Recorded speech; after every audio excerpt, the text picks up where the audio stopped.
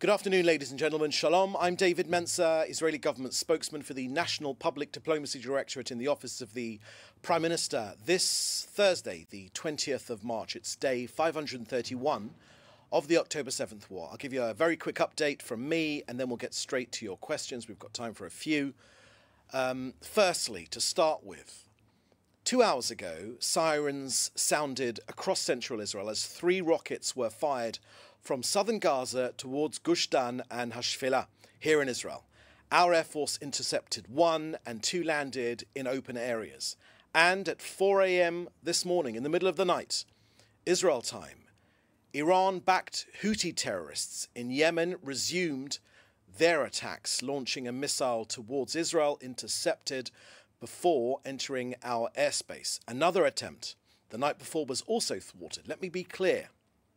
Islamists, Hamas, and the Houthis, guided by Iran, firing rockets at civilians, aiming for maximum civilian casualties, is a war crime.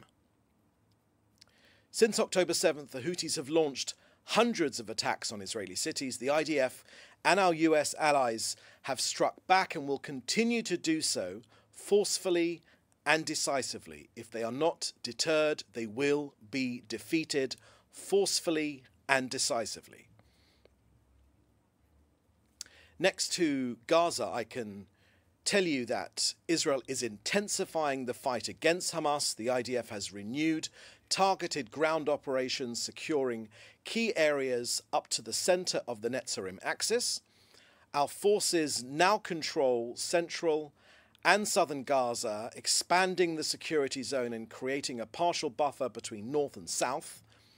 Since fighting resumed, the IDF has struck Hamas and other terror targets across Gaza. Our armed forces have eliminated Hamas's Gaza Prime Minister, senior political figures, mid-level commanders, and many terrorists. But also weapons depots, launch sites, vessels, and terror infrastructure have been destroyed. Israel is fighting to achieve its war goals, returning all of our hostages, dismantling Hamas's military and governing capabilities, and removing the terrorist threat from Gaza. Hamas forced this escalation.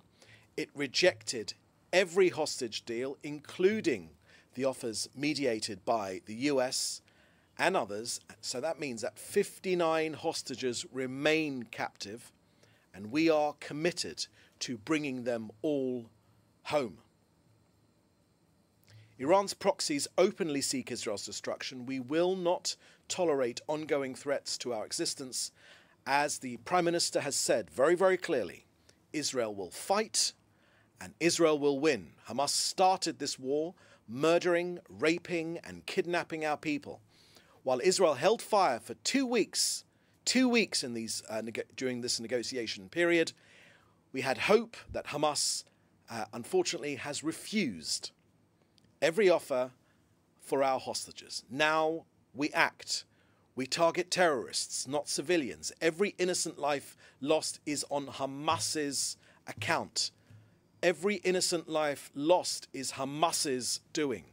To the people of Gaza, we say very clearly, stay away from Hamas, move to safer areas. And this message has been given in Arabic by the IDF.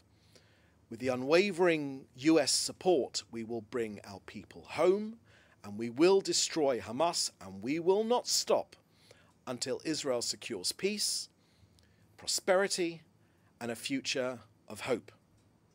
Okay, that's the end of our briefing here today. I will now take a few of your questions. Please put them in the chat together with your news outlet. First question I can see here is from Joel Pollack at Breitbart News. A report by ABC News indicates that Israel is dropping leaflets in Gaza suggesting that residents should prepare to leave and that Israel is implementing President Donald Trump's plan for Gaza. Is that true?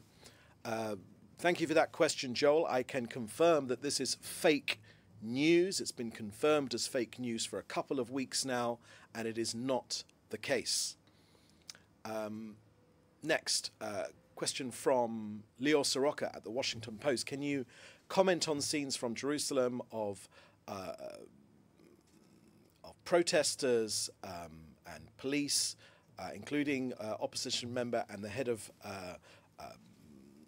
politicians in Israel, being caught up in the protests.